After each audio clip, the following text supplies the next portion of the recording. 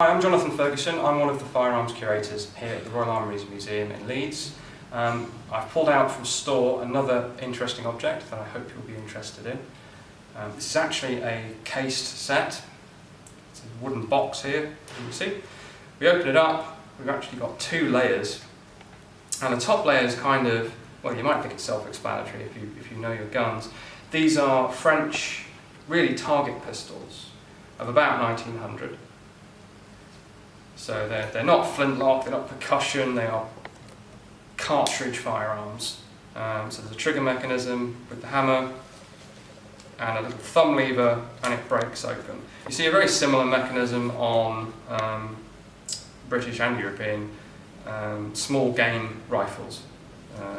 But also this kind of target pistol. Single shot, stick a cartridge in there, close it up, fire it off. Mechanically simple. Made to be very accurate, made to a very high standard by Lepage of Paris, famous gun maker. Heavy barrel, fluted for weight, but it's still nice and rigid for accuracy. Graceful curved grip there with a spur for the finger to get a nice steady grip. Proper set of sights, adjustable for windage, adjustable for left and right. Little barleycorn at the front and an aperture at the back. So you'd normally be shooting holes in paper with these, competing in sport. But they're nicely made, with these very nice walnut grip and removable forend here, which I won't take off. Colour case hardening on the frame and bluing on the barrel. So far so nice, but also relatively ordinary. What makes these special is the specific purpose of the things. So if I put this one to one side, and lift out the top with the other pistol, we see some very interesting contents in here. Firstly, this heart-shaped shield to protect your hand, a bit like a fencing foil or sabre or some sort of sword. Well, why on earth would you need that? Is this for defending against incoming sword strokes with a pistol? Nope, it's for dueling with wax bullets. I'll grab one of these boxes out of here. You can actually see on the box how this is meant to be used. So it was designed by De Villers, a patented system for safe mock dueling. So it was almost like a parlour game, but you need all the kit. You need a special sort of fencing face shield and a long heavy coat, or this short coat this gentleman here is wearing, because coming out of these guns is a solid, hard pellet. And here are some of the originals. We'll show you these in close-up. Compressed wax and charcoal.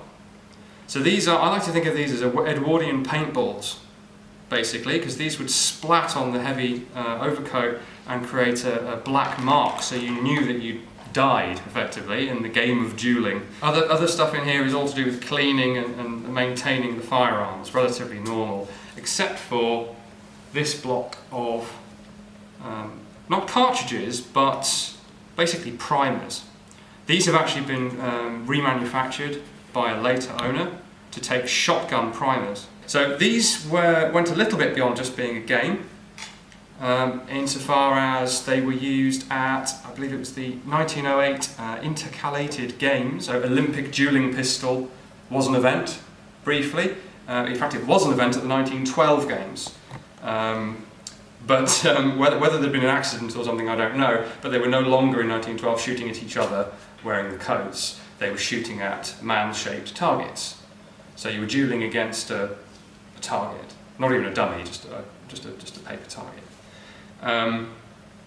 So it lasted not very long, but for one event and for presumably some very interesting social occasions, guys were shooting at each other with real guns with modified ammunition, which is not so different to some of the training ammunition that's available today, simunition, that kind of thing, which is a little bit like paintball, used for training purposes. So you can shoot each other all day long and understand what it's like to fight a duel or operate as a soldier or a police officer today with a firearm.